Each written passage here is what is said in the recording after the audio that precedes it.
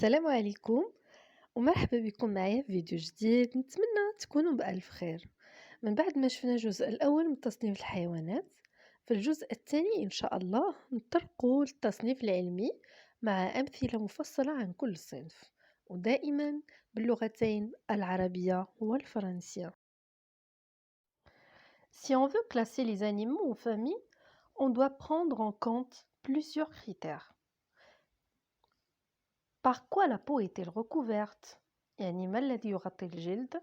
هل هو الشعر des poils أم الريش des plumes أم قشور des écailles أم لا شيء؟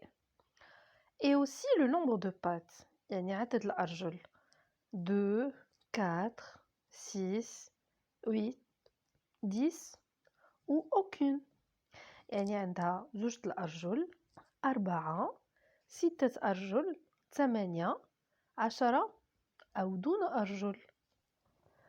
وأيضا طريقة التنفس la façon de respirer avec des poumons رئتان avec des bronchies الشعب الهوائية ou avec les deux. وهناك أيضا طريقة الولادة، هل هي ولودة أم بيوضة؟ la façon dont naissent les petits dans le ventre de la maman qu'on appelle vipare ou dans un œuf ovipare. Ces critères permettent de classer les animaux en plusieurs grandes familles. On distingue les vertébrés, animaux qui possèdent un squelette, يعني لديها هيكل عظمي.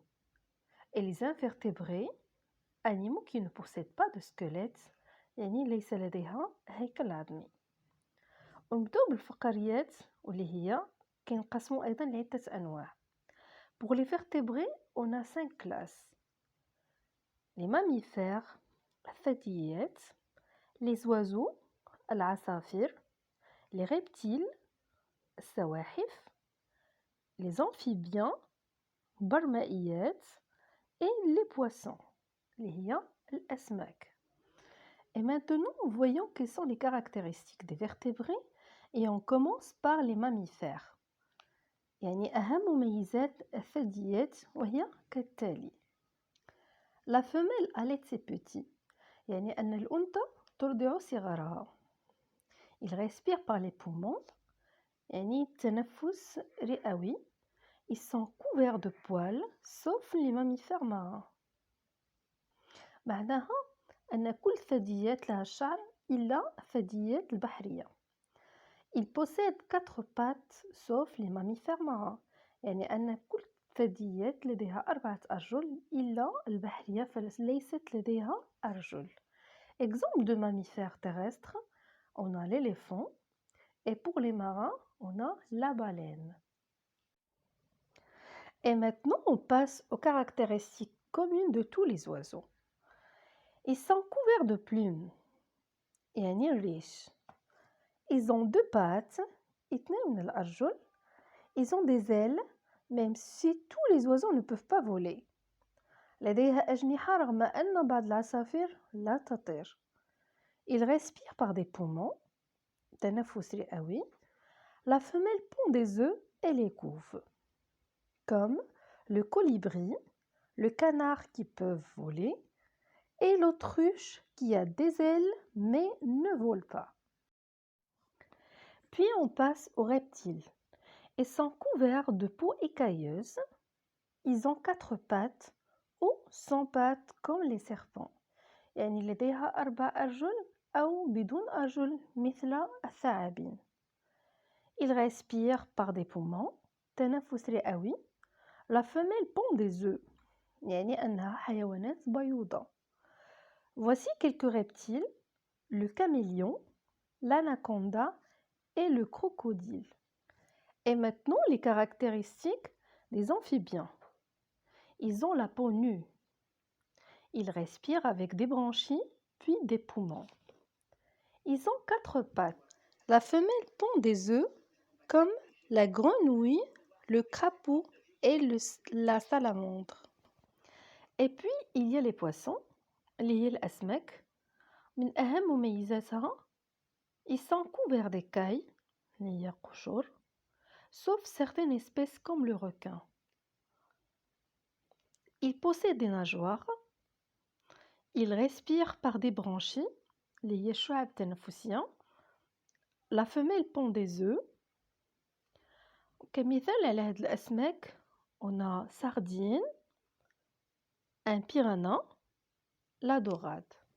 Maintenant les invertébrés et on commence par les insectes يعني الحشرات. من أهم المميزات ديالها les caractéristiques ils sont recouverts de peau dure. Ils ont 6 pattes articulées, ça veut dire 3 paires. Ils ont 2 antennes. Exemple, un capricorne, une cigale et une demoiselle. Puis on a les arachnides. Ils possèdent 8 pattes articulées, 4 paires. Dans les arachnides, on trouve toutes les araignées et les scorpions. Il y a aussi les crustacés. Ils sont recouverts de peau dure ou d'une carapace. Ils ont 10 pattes articulées de 5 paires. Ils ont 2 antennes. Ils respirent par des branchies. Par exemple, une crevette, un crabe et une langouste. Puis on passe aux caractéristiques des mollusques. Ils ont un corps mou non formé d'anneaux. Certains ont une coquille en calcaire, comme l'escargot, la palourde et la moule. Et enfin, les vers de terre ou les lombrics, qui appartient à la famille des lombricidés. Les caractéristiques du ver de terre sont: il est invertébré, il a un corps mou formé d'anneaux, il n'a pas de pattes, pas d'ailes et il n'a pas de coquille. قبل ما نختموا الفيديو ديالنا حبيت نعرفكم على رمزية بعض الحيوانات. Alors je vous propose de découvrir le symbolisme de quelques animaux. Et on commence par l'agneau.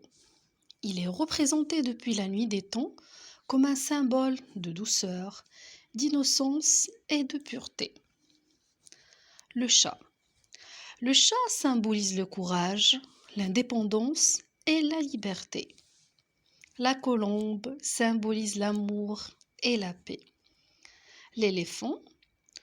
Dans la symbolique occidentale comme orientale, l'éléphant est associé à la mémoire, la sagesse, la longévité et la prospérité et bien sûr la bienveillance. Puis on a l'escargot qui, en raison de sa lenteur, il est considéré comme un symbole de la patience. Enfin, l'abeille. Il est le symbole de la concorde, de l'obéissance, du travail et du sacrifice pour la ruche. J'espère que ces informations sont utiles, compréhensibles et intéressantes. Portez-vous bien et à la prochaine!